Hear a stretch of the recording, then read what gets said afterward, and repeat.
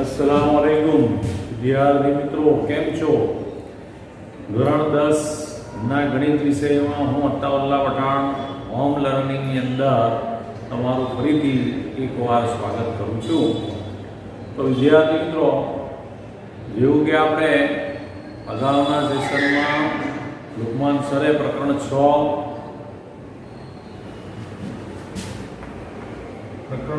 ત્રિકોણની શરૂઆત કરેલી, તો ને આગળ વધાવતા હવે આજે આપણે પરીક્ષાની દ્રષ્ટિએ ખૂબ અગત્યનો ઇમ્પોર્ટન્ટ એવો આઈએમપી પ્રમેય, સમપ્રમાણતાનો મૂળભૂત પ્રમેય ભણવા જઈ રહ્યા છે, શીખવા જઈ રહ્યા છે. ખૂબ ધ્યાનથી અને સમજશો તો પ્રમેયના માર્ક આપણા તમારા પક્ષે આવી જશે. 4 માર્કનો પ્રમેય પૂછાય છે સેક્શન ડી ની અંદર, તો એ તમારે ભણીને બરાબર યાદ કરી નાખવાનો. દરેક પરીક્ષાઓમાં આ પ્રમેય વધારે પૂછાય છે, સમપ્રમાણતાનો મૂળભૂત પ્રમેય, જેનું વિધાન તમે પાના નંબર 104 પર જોઈ શકો છો. 104માં પાના પર જુઓ, આ રીતે લખેલું જણાશે. પ્રમેય નંબર 6.1 વિધાન છે, જો ત્રિકોણની કોઈ એક બાજુ, આપણે બીસી છે એ આકૃતિ જોઈ શકાય છે, કોઈ એક બાજુને સમાંતર દોરેલી રેખા બાકીની બે બાજુઓને બે ભિન્ન બિંદુમાં છેદે. બરાબર, એક બાજુને સમાંતર રેખા દોરીએ અને બાકીની બે બાજુઓને એ જુદા જુદા બિંદુમાં છેદે, તો એનાથી કપાતા, એક બાજુ પર કપાતા જે રેખાખંડો છે એ રેખાખંડો સમપ્રમાણમાં હોય. કપાતા તે બાજુના રેખાખંડો શું હોય છે? સમપ્રમાણમાં હોય છે, વિભાજન સમપ્રમાણમાં થાય. તો એ સાબિત કરવા માટે આપણે પક્ષ લઈએ. આકૃતિ દોરી છે, આકૃતિમાં તમને દેખાશે ત્રિકોણ ABC માં એક રેખા DE છે, એ ત્રિકોણ ABC ની બાજુ BC ને સમાંતર દોરી છે. બરાબર, આપણે લખીશું પક્ષ ત્રિકોણ ABC માં. બરાબર, ત્રિકોણ ABC આપણને જે આપેલું તે પક્ષ લખી શકાય. ત્રિકોણ ABC માં રેખા DE સમાંતર રેખા BC, BC સમાંતર DE દોરીએ તો એ DE સમાંતર BC ત્રિકોણની બાજુઓ, બીજી બે બાજુ કઈ રહી ગઈ? એક AB ને એક AC. તો બાજુઓ AB અને AC ને અનુક્રમે કયા બે બિંદુમાં છેદે છે? D અને E માં છેદે છે. D અને E માં છેદે છે. ફરીથી જુઓ, એક બાજુ BC છે ત્રિકોણની, તો DE આપણે રેખા દોરીએ તો DE સમાંતર BC, બાકીની બે બાજુઓ AB અને AC ને અનુક્રમે D અને E માં છેદે છે. આના પરથી લખી શકાય. બરાબર, હવે સાબિત શું કરવાનું છે? તો કે એ રેખા જે સમાંતર દોરી એના દ્વારા કપાતા રેખાખંડો, બાજુના રેખાખંડો જુઓ, અહીંયા AD અને DB બે રેખાખંડો કપાયા, તો એ સમપ્રમાણમાં છે. AD અને DB, AE અને EC, આ બે રેખાખંડો આ રેખાથી જે સમાંતર રેખા દોરી એનાથી કપાયા, તો એ સમપ્રમાણમાં છે. એનો અર્થ કે સાબિત કરવાનું છે AD છેદમાં DB બરાબર AE છેદમાં EC. સમજાય છે મારી વિદ્યાર્થી? તો જુઓ, AD છેદમાં DB બરાબર, આ રેખાથી જે રેખાખંડો કપાયા બાકીની બે બાજુ પર, તો એના નામ જુઓ AD છેદમાં DB, AE છેદમાં EC. હવે સાબિતીની શરૂઆત આપણે કંઈક ત્રિકોણની અંદર બીજી વસ્તુઓ દોરી કરીએ. B ને E સાથે જોડી દો અને C ને D સાથે જોડી દો. તો અહીં લખવાનું BE અને CD દોરો. શરૂઆત, સાબિતીની શરૂઆત BE અને CD દોરો. પછી તમને બે વેધ દેખાય છે. એક અહીંયા D માંથી આપણે સામેની બાજુ AC પર લંબ દોર્યો તો BM લંબ AC અને એ જ રીતે EN આ n છે EN લંબ AB રેખાખંડ દોરીએ આપણે EN લંબ AB રચો બરાબર તો શરૂઆત આપણે જે લંબ કરીએ છીએ એથી કરીએ BE અને CD રચો એ જ રીતે DM લંબ AC જોઈ શકાય છે અને EN લંબ AB રચો બરાબર તો આ પેલું જે કામ કરીએ છીએ તે લખતા જવાનું સાબિતીની શરૂઆત થઈ ગઈ તો તમે જોઈ શકો કે અહીંયા આ રચનાથી બે ત્રિકોણો થયા છે એક ઉપરનો ત્રિકોણ દેખાય છે ADE અને નીચેની તરફ BDE તો એના ક્ષેત્રફળનો આપણે આ સમપ્રમાણ બાજુઓ સમપ્રમાણ જે સાબિત કરવા માટે ક્ષેત્રફળના સૂત્રનો ઉપયોગ કરીશું આપણે અગાઉ ભણી ગયા છે ત્રિકોણ ક્ષેત્રફળ બરાબર યાદ કરો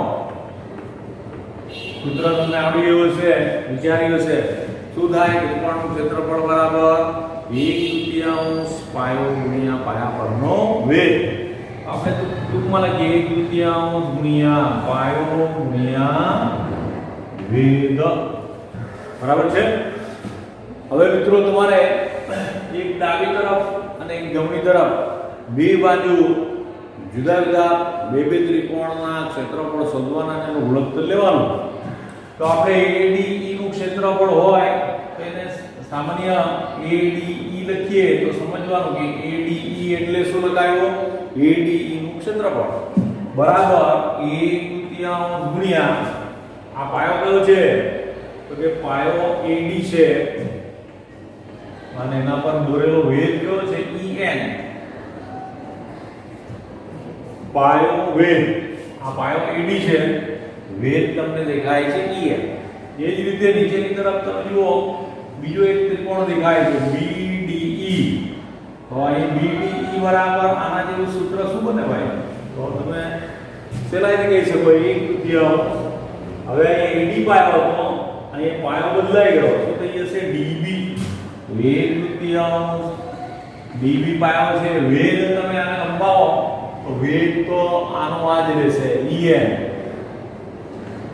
બરાબર મિત્રો હવે અહીંયા આપણે બંનેનો ગુણોત્તર મેળવવાનો છે તો આને ગુણોત્તર સ્વરૂપે લખી દઈએ ADE છેદમાં BDE બરાબર બંનેના સૂત્રો લખી દો કિંમત જે આવી છે 1/3 AD ગુણ્યા EN આવા 1/3 AD ગુણ્યા EN છેદમાં 1/3 બીજું સૂત્ર શું છે DB ગુણ્યા EN બરાબર જે આપણે ઉપરનો ત્રિકોણ લીધો AD અને નીચેનો ત્રિકોણ BDE લીધો અને એના સૂત્રો બનાવ્યા આ સૂત્રનો ઉપયોગ કરીને 1/3 ગુણ્યા પાયો ગુણ્યા વેગ તો શું બન્યું તો કે ભાઈ આ સૂત્ર બને 1/3 AD ગુણ્યા EN અને 1/3 DB ગુણ્યા EN હવે બંનેનો અહીંયા આપણે ગુણોત્તર લેવાનો છે તો બંને ત્રિકોણના ગુણોત્તર લઈએ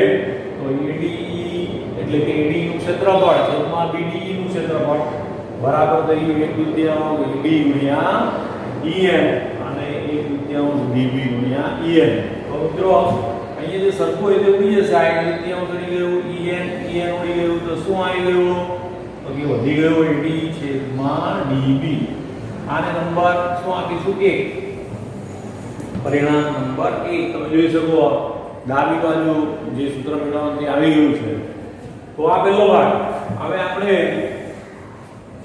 આ અંતર બતા હવે આ તરફ આવી ગયો તો સરળતા થશે તમને શું થઈ ગયું તો કે આ છે ADE ઉપરનો ત્રિકોણ પેલા જેવો જ અને નીચેનો બદલાશે CED અથવા DEC તો આપણે લઈએ લખીશું ADE બરાબર 1/3 બરાબર છે ગુણ્યા પાયો જો હવે આપણે આ તરફ આવી ગયા છે પાયો બદલાયો AE પાયો શું છે AE અને વેગ પણ બદલાઈ ગયો આપણે બાજુ બદલી એસી તરફ આવી ગયા છે. તો પાયો એ આ ત્રિકોણ ઉપરનો જ છે, પણ આપણે બાજુ કન્સિડર કરવાની છે એસી. તો શું થઈ જશે? પાયો એ અને વેધ થશે dm. એ જ રીતે નીચે તરફ આ બીડી જેવો ત્રિકોણ અહીંયા સીઈડી દેખાય છે. તો આપણે કે સીઈડી બરાબર 1/3. એકદમ સહેલી વાત છે. પાયો બદલાઈ ગયો. આ એ હતો, હવે આ DEC માં પાયો કયો છે? EC છે. EC પણ વેધ એનો એ જ રહેશે. આ બાજુ પરને લંબાવો તો વેધ કેવો મળે છે? dm મળે છે. તો વેધ થયો dm. તો સૂત્ર બન્યું CED બરાબર 1/3 ગુણ્યા EC ગુણ્યા dm. તો બંનેનો આપણે અહીં ગુણોત્તર મેળવવાનો છે. યાદ રાખો, ગુણોત્તર લખીએ ADE છેદમાં CED બરાબર અગાઉની જેમ જ કિંમત મૂકી દો 1/3 ગુણ્યા AE ગુણ્યા dm છેદમાં 1/3 ગુણ્યા EC ગુણ્યા dm. તો જે રીતે અહીંયા તમે જુઓ કે ગુણોત્તર લીધો, ગુણોત્તરમાં અંશ અને છેદમાં જે સરખું એટલે આપણે ઉડાડી દઈએ. શું મળી જશે મિત્રો? 1/3 ઉડી ગયો. વેધ dm મળી ગયો. તો શું બાકી રહ્યું? તો કે y રહી ગયો AE છેદમાં EC. તો આને આપણે 1 નંબર આપ્યો છે અને પરિણામ નંબર 2 આપીએ. બરાબર. તો બંને ત્રિકોણોના ગુણોત્તર લેવાથી બે પરિણામ મળ્યા. AD છેદમાં DB પહેલું પરિણામ, AE છેદમાં EC બીજું પરિણામ. યાદ રાખો, બે તરફ એક AB તરફના બે ત્રિકોણ લેવાના છે, એક AC તરફના બે ત્રિકોણ લેવાના છે. ઉપરનો ત્રિકોણ બંને તરફ સરખો જ રહે છે, માત્ર પાયો બદલાશે, વેધ બદલાશે. તો આ પરિણામ 2 મળી ગયો. હવે ત્રીજા પરિણામમાં નીચેના બે ત્રિકોણ ધ્યાનથી જુઓ. તો કે ભાઈ BDE અને CED આ નીચેના ત્રિકોણ છે. બરાબર. તમને ગુલાબી ચોકથી બતાવું છું. ધ્યાનથી જુઓ. હવે ચોક બદલ્યો છે. આ નીચે તરફ બે ત્રિકોણ તમને દેખાય છે. પીળો ચોક લીધો. આ ત્રિકોણ જુઓ BDE અને અહીંયાથી લે તો CED અથવા DEC. ઊંધો કરી દો તો બંને માટે પાયો કોણ છે? DE. બરાબર. પાયો કયો છે? બંને ત્રિકોણનો સરખો છે. તો આપણે લખી શકીએ કયા ત્રિકોણની વાત છે? નીચેના BDE અને CED. આ બે ત્રિકોણની વાત છે. CED બે ત્રિકોણ એક જ પાયા. ધ્યાનથી જો, ધ્યાનથી જો.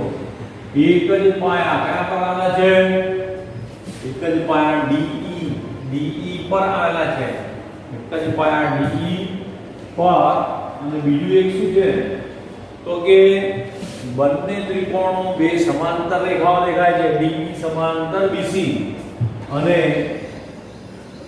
રેખા DE સમાંતર રેખા BC ની વચ્ચે આવેલા છે. આ યાદ રાખવાનું તમારા માટે જરા મુશ્કેલ પડે છે. આ પહેલા બે પરિણામ તો ફટતી આવી જશે, પણ નીચેના બે ત્રિકોણ જે પીળા ચોકથી મેં દર્શાવ્યા છે એની વાત કરવાની છે. કયા બે ત્રિકોણ? BDE અને CED. ત્યાં ક્યાં છે? એક જ પાયા પર અને ઉલટાવી દો. હવે ધ્યાનથી જુઓ તો બંને ના પાયા કયા છે? DE. એક જ પાયા અને વધારે વિગત કઈ છે? DE સમાંતર BC ની વચ્ચે આવેલા છે. તો યાદ કરો, 9મા ધોરણમાં શીખેલા કે એક જ પાયા પર અને બે સમાંતર રેખાની વચ્ચે જો કોઈ આકૃતિ હોય તેના ક્ષેત્રફળ શું થાય? સમક્ષેત્ર એટલે ક્ષેત્રફળ સરખા થાય. તો અહીંયા આ બે ત્રિકોણના ક્ષેત્રફળ સરખા થાય તો હું શું લખીશ? તો કે BDE એટલે BDE નું ક્ષેત્રફળ બરાબર CED નું ક્ષેત્રફળ. અહીંયા ક્ષેત્રફળ નહીં લખો, ખાલી અક્ષર લખો તો પણ એ સમજવાનું છે.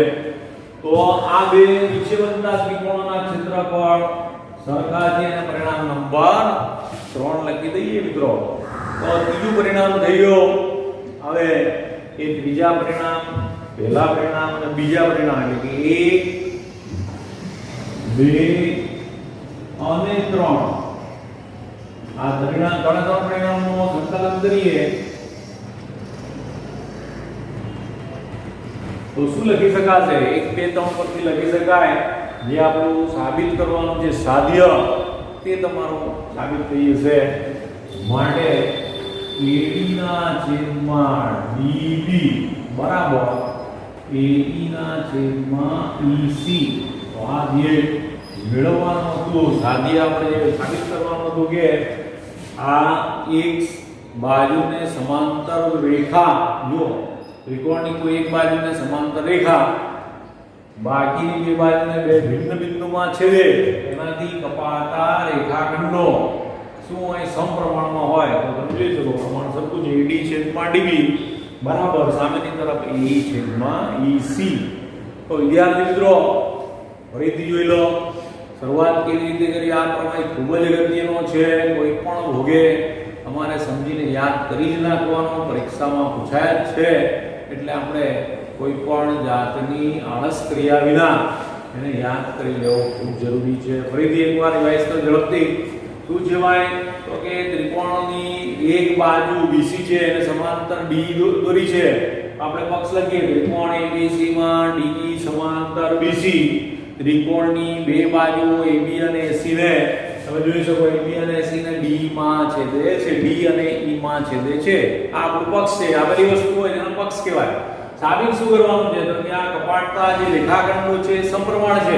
તો કપાટતા રેખાખંડો કયા? AD DB એક બાજુ પર AB પર AD છેદમાં DB બરાબર AE છેદમાં EC બરાબર સાબિત કરવાનું એટલે સાધ્ય થઈ ગયું. શરૂઆત કરો અહીંયાથી BE અને CB રચો. એ જ રીતે DM અને EN ભેદ દોરો એટલે DM લંબ AC અને EN લંબ AB રચો. જે લખ્યું છે DM લંબ AC અને EN લંબ AB.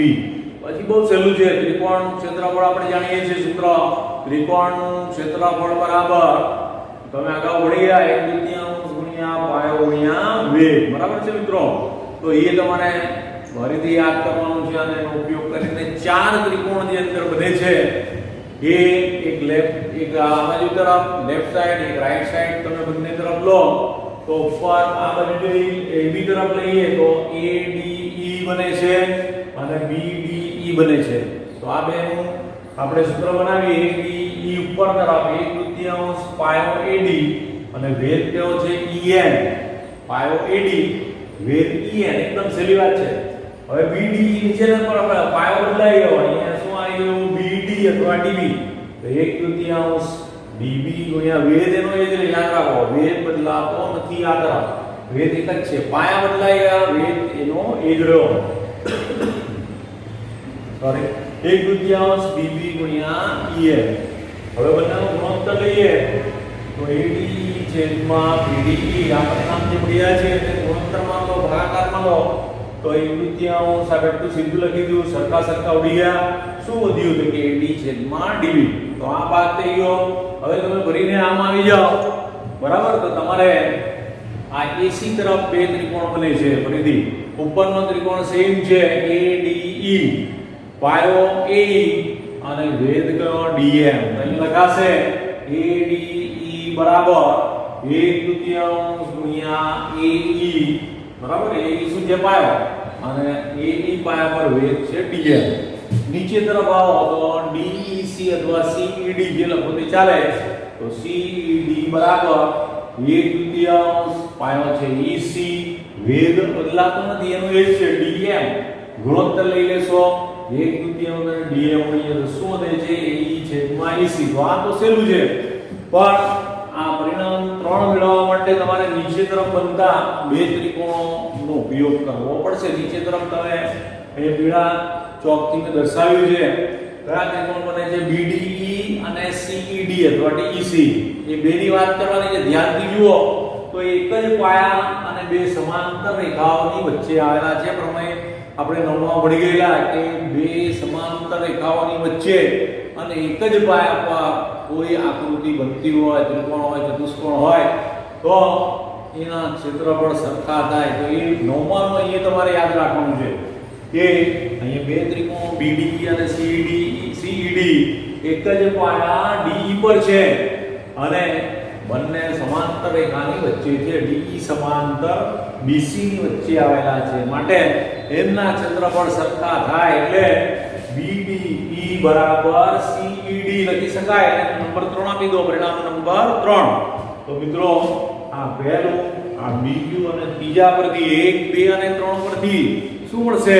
1, 2 અને 3 પરથી આપણને જોઈતું પરિણામ મળી ગયું કે AD/DB બરાબર AE/EC. તો આ સમપ્રમાણતાનો મૂળભૂત પ્રમેય છે. ફરીથી કહી દઉં, ખૂબ અગત્યનો છે, જેને થેલ્સના પ્રમેય તરીકે પણ ઓળખવામાં આવે. વિધાન યાદ રાખવાનું. ઘણીવાર એવું આપણે અનુભવથી કહી શકાય કે ભાઈ તમને પ્રમેય આવડતો હોય પણ એની પ્રતિજ્ઞા યાદ નહીં હોય તો ગુજવાળો ઉભો થાય. તો પ્રતિજ્ઞા જોઈ લો. આ રીતે પૂછાશે પ્રમેય 6.1 લખોયું નહીં પૂછાય. શું પૂછાશે? સાબિત કરો કે જો ત્રિકોણની કોઈ એક બાજુને સમાંતર દોરેલી રેખા બાકીની બે બાજુઓને બે ભિન્ન બિંદુમાં છેદે તો તે બાજુ પર કપાતા રેખાખંડો, આવો કોડવડ યાદ રાખો, તે બાજુ પર કપાતા રેખાખંડો, આ શબ્દ યાદ રાખો તો તમને મળી જાય કે ભાઈ એક બાજુને સમાંતર દોરેલી રેખા, એક શબ્દ યાદ રાખો, એક બાજુને સમાંતર દોરેલી રેખા કપાતા રેખાખંડો સમપ્રમાણમાં વિભાજન કરે છે. સમપ્રમાણતાનો મૂળભૂત પ્રમેય છે, હેલ્સ તરીકે પણ ઓળખવામાં આવે. આ કેટલાક વાક્યો તમે મગજમાં બેસાડો તો પ્રમેય 6.1 છે એમ સમજીને તમે પરીક્ષામાં સરસ રીતે લખી શકશો. વિદ્યાર્થી મિત્રો, પ્રમેય 6.1 આપણે સાબિત કર્યું. પ્રમેય 6.2 નું પ્રતીક છે એટલે ઉલટું છે, તો એ પણ તમે બિલકુલ સહેલાઈથી સાબિત કરી શકશો. હોમવર્કની અંદર આપણે પ્રમેય 6.2 આપીશું. બિલકુલ સહેલી વાત છે. એની અંદર તમને સમપ્રમાણતા એટલે AD/DB બરાબર AE/EC આપેલું હશે અને સાબિત કરવાનું છે કે આ જે રેખા DE છે તે BC ને સમાંતર છે. એના કરતા ઉલટું છે, દાખલા જેવો પ્રમેય છે. એક પરિણામ પરથી તમે +1 કરીને મૂકશો તો એ સાબિત કરી શકાશે. બહુ સહેલી વાત છે. તો ગૃહ કાર્યની અંદર એ આપણે 6.2 તમને આપીશું.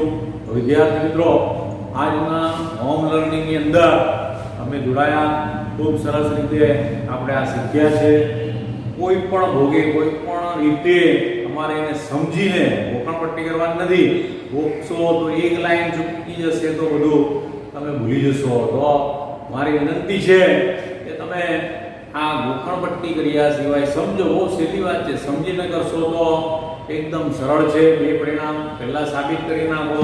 ત્રીજું પરિણામ આ પણ આકૃતિ પરથી છે કે ભાઈ બે ત્રિકોણ નીચે બને છે, એક જ પાયા અને બે સમાંતર રેખાઓની વચ્ચે આવેલા છે, માટે એના ક્ષેત્રફળ સમાન થાય. તો એ ત્રીજું પરિણામ છે જેમાં વિદ્યાર્થી મિત્રો તમને તકલીફ પડે છે. ત્રીજું પરિણામ મેં જોયું છે વિદ્યાર્થીઓ પરીક્ષામાં લખતા જ નથી. સીધું આ બે થઈ ગયા એટલે કે AD/DB બરાબર EC આ રીતે લખી દે છે. તો એ ચલાવાય નહીં. સાથે એક ટ્વિસ્ટ તરીકે તમને આ પ્રમેય પૂછી શકાય કે ભાઈ આવું નહીં આપે અને સીધો તમને ત્રિકોણના નામ PQR ને એક સમાંતર રેખા ત્રિકોણ PQR ને M અને N માં છેદે તો સાબિત કરો કે PM છેદમાં આવી તો અહીંયા બીજું હોય PM છેદમાં MQ બરાબર આ રીતે આપ્યું છે. બરાબર, તો અહીંયા તમને ટ્વિસ્ટ કરીને આકૃતિ આપીને પૂછે તો પણ આવડવું જોઈએ. બરાબર, તો મિત્રો આજના સેશનની અંદર આપણે ખૂબ અગત્યની વાત સમજ્યા છે. વારંવાર કહેવાનું ન હોય, અચૂક રીતે તમારે આ પ્રમેયને યાદ કરી નાખવો. બરાબર, ખૂબ ખૂબ આભાર તમે જોડાયા તે બદલ. ઘરે રહો, સુરક્ષિત રહો. બરાબર, કામ વગર બહાર નીકળશો નહીં. બરાબર, તો ફરી મળીશું. આભાર.